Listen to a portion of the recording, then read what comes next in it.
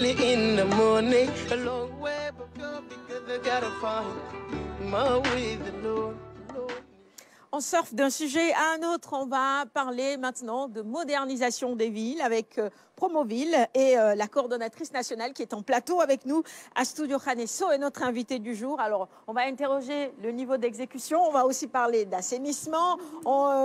Promoville a un rôle important à jouer également quand on parle de lutte contre les inondations. On fait le tour de la question maintenant. Mais leur travail pourrait impacter le sport sénégalais aussi, parce que quand même dans les grands quartiers du Sénégal, on a besoin de plateaux sportifs. Peut-être, qui sait, ils ont construit entre-temps voilà, le terrain de basket, je ne sais pas. Bon, elle va nous en dire davantage donc, tout au long de cet entretien. Donc merci beaucoup encore, Madame la coordonnatrice, Madame Sow, Astou Diokhané, donc d'être sur ce plateau pour revenir avec nous sur le programme Promoville, qui je pense a pris naissance en 2015, donc 2016. Donc de 2015 à 2025, c'est l'horizon que vous êtes fixé. 10 ans donc pour moderniser les villes du Sénégal. Entre-temps, Madame la coordonnatrice, quelles sont ces grandes réalisations voilà, que l'on doit à Promoville? Merci Aliou Badara. Merci de me permettre de revenir un peu sur le programme de modernisation des villes du Sénégal. Donc le programme, c'est un programme qui est sous tutelle du ministère du Développement communautaire, de l'équité sociale et territoriale. Et c'est un programme d'équité territoriale, comme son nom le dit, c'est un programme qui vise à ce que tous les Sénégalais, où est-ce qu'ils se trouvent sur le territoire national, que ce soit à Dakar, à l'intérieur du pays, qu'ils puissent bénéficier des réalisations des infrastructures qui sont faites par le gouvernement du Sénégal. Oui. Donc le programme intervient essentiellement en zone urbaine. Donc à l'image d'autres programmes qui interviennent en zone rurale, ce programme intervient principalement en zone urbaine où on connaît beaucoup de déficits d'infrastructures. Donc d'infrastructures urbaines, d'infrastructures routières, d'infrastructures d'assainissement. Et le programme intervient en intervenant dans plusieurs composantes. Donc la première composante, qui est la plus importante composante, c'est la composante qu'on appelle la composante développement d'infrastructures. Alors dans cette composante, on réalise essentiellement de la voirie urbaine, donc des routes urbaines. Alors de la voirie accompagnée d'assainissement eau pluviale. Donc c'est important de le mentionner, on n'intervient que dans l'assainissement eau pluviale. Donc faire de sorte que les eaux pluviales qui arrivent dans cette voirie-là puissent être canalisées vers des exutoires. Donc faciliter la tâche à l'ONAS, ça c'est du ressort de l'ONAS.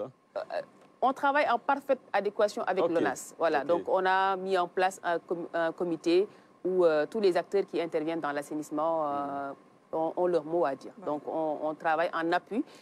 Les programmes d'équité territoriale, de manière globale, c'est des programmes d'urgence qui viennent en appui au sectoriel. Parce que l'ONAS intervient dans l'assainissement comme d'autres acteurs. Donc, nous aussi, on intervient dans l'assainissement eau pluviale. Donc, je le précise, c'est de l'assainissement eau pluviale. Et de l'assainissement eau pluviale, surtout sur les voiries que nous réalisons. Exactement. Voilà, sur les voies que nous réalisons. Au-delà de l'assainissement eau pluviale, sur ces voiries-là, on a également de l'éclairage public. Donc, toutes les voies que nous réalisons, on met de l'éclairage public sur ces voies que nous réalisons. Donc, au-delà de cette composante développement d'infrastructures, nous avons une seconde composante qu'on appelle la composante aménagement connexe. Dans cette composante-là, il y a tout ce qui est infrastructure socio-économique de base. Donc, comme les plateaux dont vous parlez, les plateaux multifonctionnels, on réalise des plateaux multifonctionnels, on réalise des écoles, des postes de santé, mais également on fait de l'appui aux femmes et aux jeunes. Alors l'appui aux femmes et aux jeunes, elle se traduit pour les femmes par de la réalisation des cases foyers des femmes. Donc lors de l'identification des projets, on s'est rendu compte que dans beaucoup de localités, ces femmes exerçaient des activités génératrices de revenus dans ces cases foyers, et qu'elles ont sollicité que l'on puisse réhabiliter dans le cadre de ce programme-là ces cases foyers des femmes. Mais également, on fait de l'appui aux jeunes. Donc l'appui aux jeunes, on le fait en formant des jeunes au métier du BTP. Parce qu'on s'est rendu compte que dans les localités d'intervention, souvent, il n'y a pas l'expertise donc des ouvriers qualifiés, on va dire. Il y a des ouvriers, mais qui se sont formés sur le tas. Elle parlait tout à l'heure de la formation, qui est importante. On a formé au moins 1500 jeunes dans ces zones d'intervention-là, dans des métiers du BTP, pour leur donner une qualification qui leur permettra, au-delà du programme que nous réalisons, qu'ultérieurement, ils puissent créer leur propre entreprise. Et c'est le cas pour certains jeunes qu'on a déjà formés, parce qu'on les a formés, au-delà des métiers du BTP aussi, à l'entrepreneuriat. Et voilà, sur tous vos chantiers, donc, ce sont ces jeunes-là qui seront prioritaires dans le recrutement. Voilà, qui sont prioritaires sur la plupart des chantiers que nous exécutons. Mais au-delà de cette composante aménagement connexe, nous travaillons également avec les collectivités territoriales. Parce que dans les zones d'intervention, c'est avec elles qu'on a identifié les projets, c'est avec elles qu'on exécute les projets. Et au-delà de la réalisation, c'est à elles qu'on va transférer les ouvrages que nous avons réalisés. Donc c'est pourquoi on fait de l'appui à ces collectivités territoriales. Alors justement, par rapport à ces collectivités locales, elles sont nombreuses aujourd'hui du fait donc, de l'acte 3 de la décentralisation, avec donc carrément toutes ces nouvelles communes-là qui ont vu le jour au Sénégal. Donc le besoin, il est là, il est réel. Hein. Et puis certainement, malgré peut-être la forte enveloppe qui a été mobilisée au départ, 280 milliards, par rapport à toute cette forte demande, elle pourrait être même dérisoire. Alors cela voudrait dire qu'il faudra tout simplement une utilisation vraiment, disons, rationnelle, donc des moyens qui vous sont alloués. Cela passe par un très bon arbitrage. Alors, comment vous faites? Quelles sont les priorités aujourd'hui de Promoville? Est-ce la grande banlieue dakaroise ou finalement, vous voulez ratisser tout le territoire national? Comment vous faites?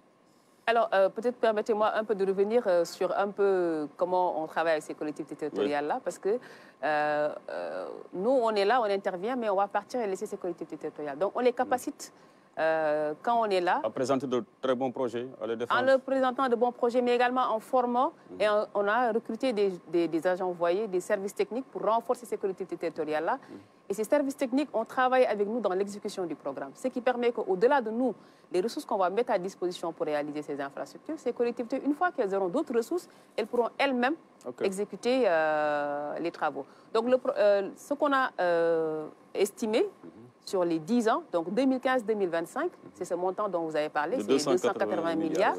Et on a commencé effectivement les travaux en 2016. Donc c'est le moment où on a commencé les travaux. En commençant ces travaux-là, on a travaillé avec les collectivités territoriales pour identifier un certain nombre de besoins. Comme vous le dites, c'est des besoins qui sont immenses. Le déficit infrastructurel, il est important et on fait du rattrapage. Parce qu'il y a beaucoup de populations qui s'installent, alors que les infrastructures ne suivent pas. Donc on parle d'équité, ça veut dire qu'on ne peut pas se focaliser sur une zone et laisser une autre zone en rade. Mais du fait de la démographie, certainement, il y a des zones qui sont plus prioritaires que d'autres. Si je donne l'exemple de la grande banlieue dakaroise, donc c'est des millions de Sénégalais qui y vivent, qui ont besoin d'infrastructures de base, qui ont besoin de circuler, de se déplacer. J'imagine bien que, bon, je n'ai rien contre Kounkané, mais si je suis maire de Kounkané, le maire de Guédiawaye ou bien de Kermassar fait une demande, bon, vous, certainement, dans l'arbitrage, vous allez peut-être privilégier, prioriser voilà, la demande-là venant là de la banlieue, parce qu'en termes aussi de retombées d'impact sur le plan économique. Alors, on intervient essentiellement dans les centres urbains, c'est les anciennes communes en fait. Les anciennes communes. Les capitales régionales et les chefs-lieux de département. C'est essentiellement dans ces zones-là que l'on intervient.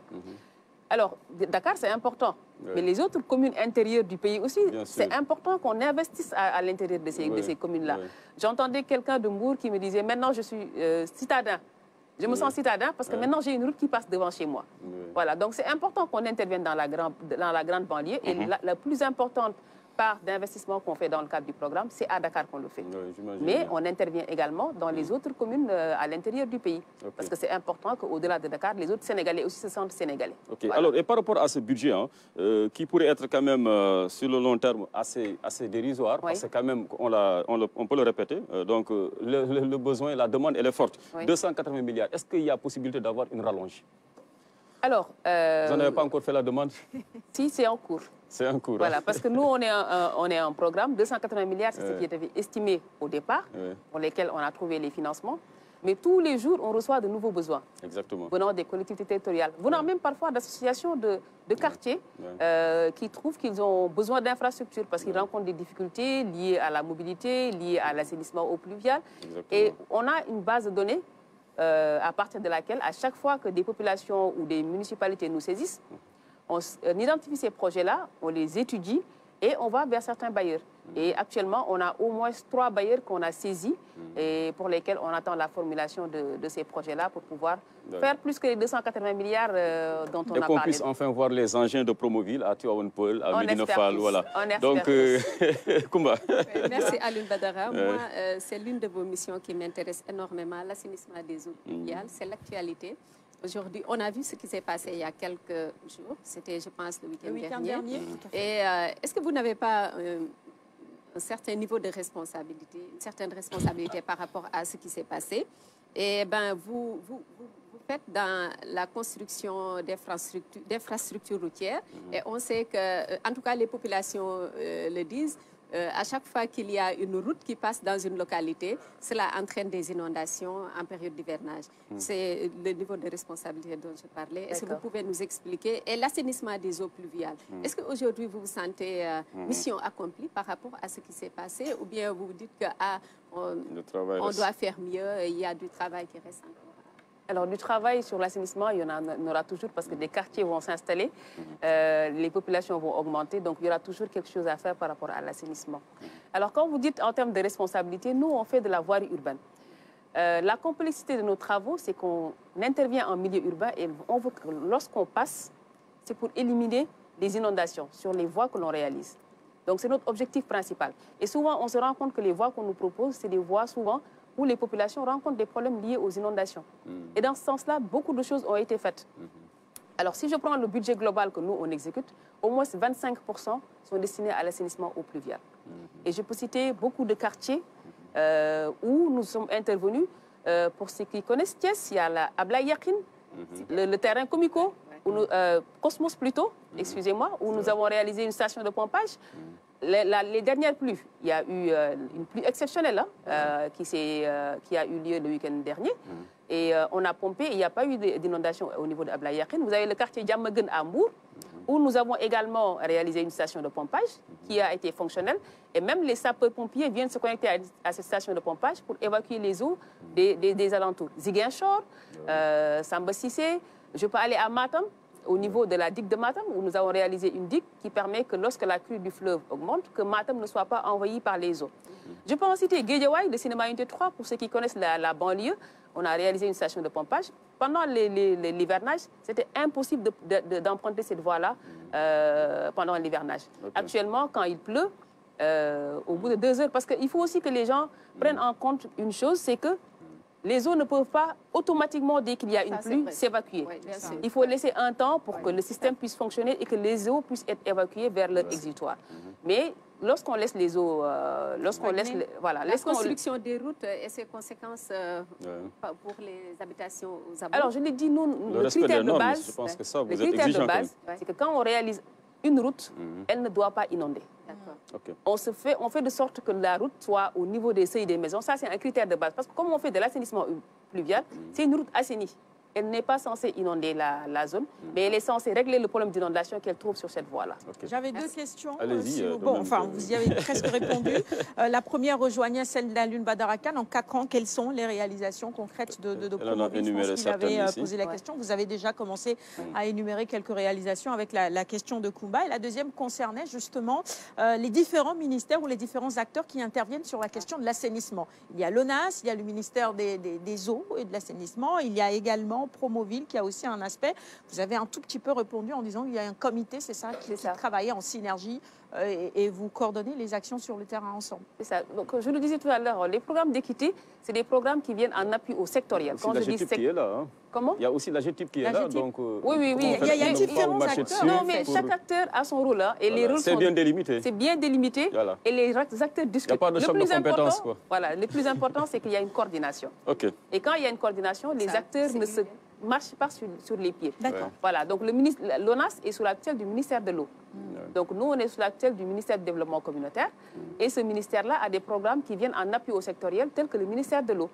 Donc, on discute avec l'ONAS. Les stations de pompage que nous, on réalise, après, on les met à disposition de l'ONAS, qui est censé les exploiter et assurer la maintenance après nous, quand on va finir nos travaux. Donc, il y a vraiment cette coordination entre les différents acteurs pour qu'il n'y ait pas de doublons. De manière globale. Encore 2 minutes, vas-y, Néada. Des projets pour Kermassar, parce qu'on sait que c'est la grande équation en ce moment. Je ne suis pas de Kermassar. D'accord, que ce soit clair, mais j'ai vu sur la télé et les images étaient vraiment insoutenables. Je vous ai entendu parler de stations de pompage. Est-ce que vous avez des projets? Alors, on a des projets sur Kermassar, pas spécifiquement peut-être là dans la zone où vous parlez des parcelles assainies de Kermassar, parce qu'au-delà de nous, il y a l'ONAS qui intervient, comme vous l'avez dit.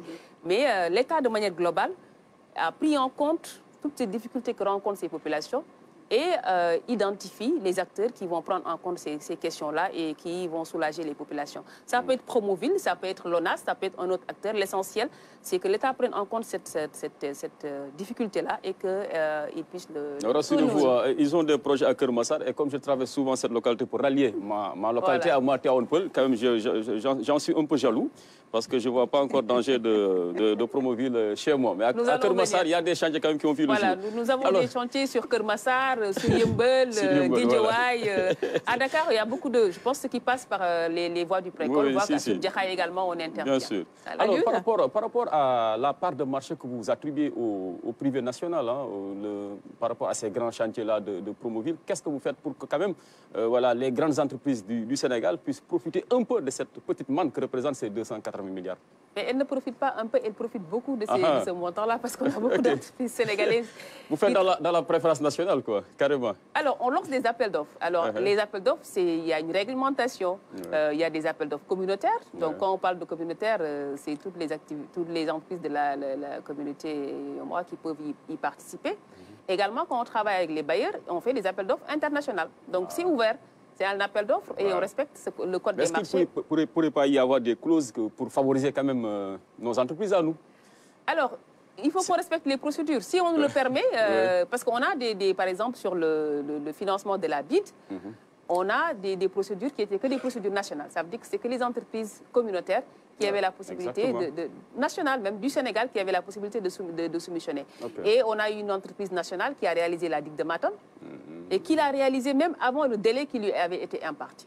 Donc on a des entreprises nationales qui sont très performantes et qui travaillent dans le programme Promoville. Essentiellement, c'est des entreprises sénégalaises qui travaillent dans le programme. Ok, merci beaucoup Madame la coordonnatrice. On aura d'autres questions et certainement aussi nos internautes ont fini d'en placer sur notre page dans la deuxième partie. C'est ça, tout à fait. Moi, j'aurais voulu justement qu'on voit un peu le taux d'exécution, puisqu'on est en 2020, il reste 5 ans, c'est ça, à peu près. Le bilan à mi-parcours. Exactement, le bilan à mi-parcours avec chiffré, bien sûr.